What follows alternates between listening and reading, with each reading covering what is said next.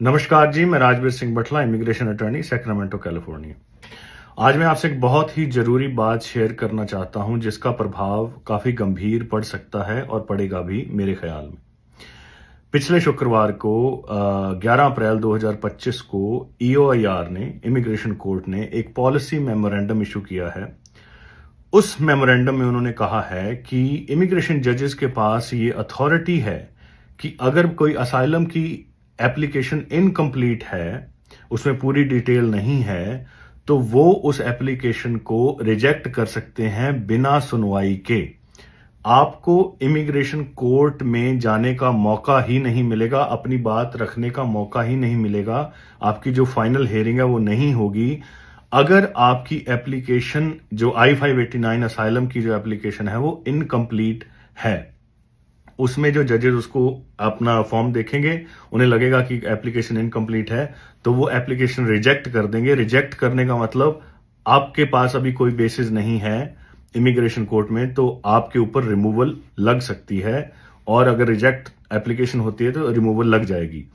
तो अब मैं आपको बताना चाहता हूं कि कौन से जो सेक्शन हैं, कौन से जो I-589 जो फॉर्म हैं, उसमें कौन से जो ऐसे सेक्शन हैं जिसमें जो इंफॉर्मेशन मांगी जाती है वो अच्छे से प्रोवाइड नहीं की जाती, उसमें नहीं लिखी जाती पैरालीगल्स के द्वारा, और जो अभी तक का जो स्टैंडर्ड था, अभी तक जो लिखी जानी चाहिए थी, वो जिस तरह से लिखते थे और जजेस को कोई ज्यादा इतनी दिक्कत नहीं आती थी।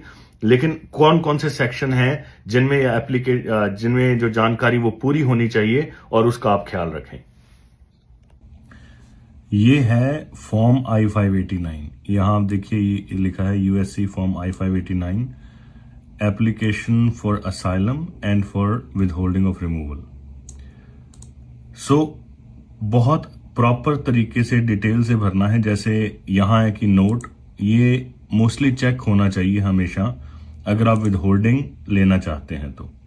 सो इस मेमो के बेस पे जो वो चाहते हैं कि कौन से सेक्शन हैं जो छोड़ दिए जाते हैं मोस्टली जब फाइल करते हैं लोग एप्लीकेशन, वो जो ये है पार्ट बी, पेज नंबर 5, यहां देखेंगे, यहां पेज नंबर 5 ऑफ 12, यहां से शुरू होते हैं।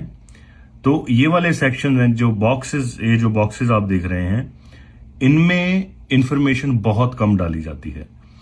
तो जैसे आप, थोड़ा सा मैं क्लोज करता हूं तो आप देखें कि आप, इन्होंने क्वेश्चन है, हैव यू, योर फैमिली और क्लोज फ्रेंड्स और कॉलीग्स एवर एक्सपीरियंस्ड हार्म और मिसट्रीटमेंट और threats in the past by anyone. So अगर इसका आंसर यस है तो आगे देखिए, उसमें लिखा है what happened when the harm और मिसट्रीटमेंट और threats occurred, who caused the harm और मिसट्रीटमेंट्स और threats, and why you believe the harm or mistreatment or threats occurred. So, इन सबके जवाब इसमें होने चाहिए इस बॉक्स में। अगर आपको एडिशनल शीट चाहिए तो वो आप एडिशनल शीट लगा सकते हैं। जो लास्ट पेज है, पेज नंबर 12, वो एडिशनल शीट है। तो इसी तरीके से जैसे दूसरा सवाल है, इसमें भी डू यू फियर हार्म और mistreatment if you return to your home country, तो इसमें भी व्हाट हार्म और मिसट्रीटमेंट यू फियर, और आगे जो 2 और 3 सवाल है।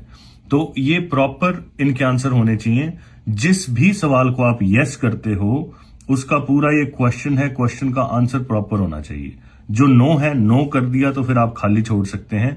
यस करने के बाद उनका पूरा क्वेश्चन पढ़ें और उसका जो आंसर प्रॉपरली दें।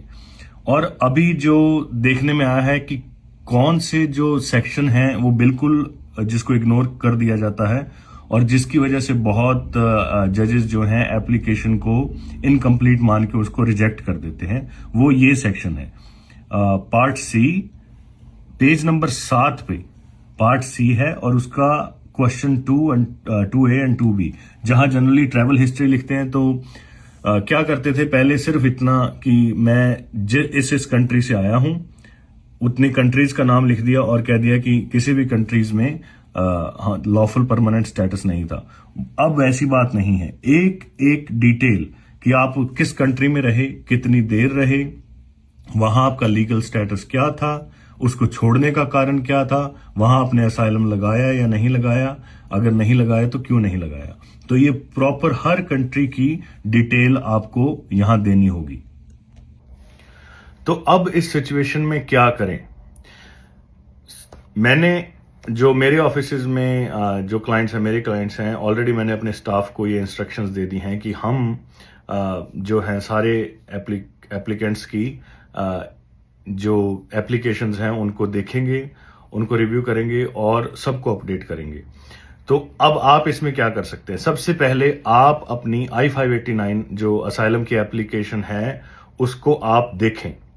बहुत से लोग मैंने देखा है उनके पास अपनी जो असाइलम की एप्लीकेशन है उसकी कॉपी नहीं होती, या तो वो अपने अटर्नी से लेते नहीं हैं, या अगर पैरालीगल वगैरह से काम करवाया तो आपके पास वो आपकी एप्लीकेशन की कॉपी ही नहीं है। सबसे पहले आप कॉपी लीजिए, आप उसमें देखिए, जिस तरह से मैंने बताया कि जो जो सेक्शन कंप्लीट होने चाहिए उसमें कंप्लीट इंफॉर्मेशन होनी चाहिए, उसमें है या उसमें नहीं है। अल्टीमेटली आपका केस है, अगर आपके ऊपर रिमूवल लगती है तो आपको प्रभाव पड़ता है ज्यादा। अब इसमें जजेस किस तरह से इस अपना रवैया जो है रखेंगे, क्योंकि जो मेमोरेंडम है वो ये कहता है कि जज की अथॉरिटी है, जज के पास ये पावर है, वो जिस तरह से चाहे उसी तरह से उस एप्लीकेशन को उसकी सुनवाई आगे कर सकता है, एडजुडिकेशन उसकी कर सकता है। तो बहुत से जजेस ऐसा करेंगे कि टाइम देंगे। आज मैंने भी देखा 1-2 ऑर्डर्स आए हैं कि जजेस ने टाइम दिया है कि आपके पास इतने दिन का टाइम है कि एप्लीकेशन को दोबारा अपडेट करके डालो।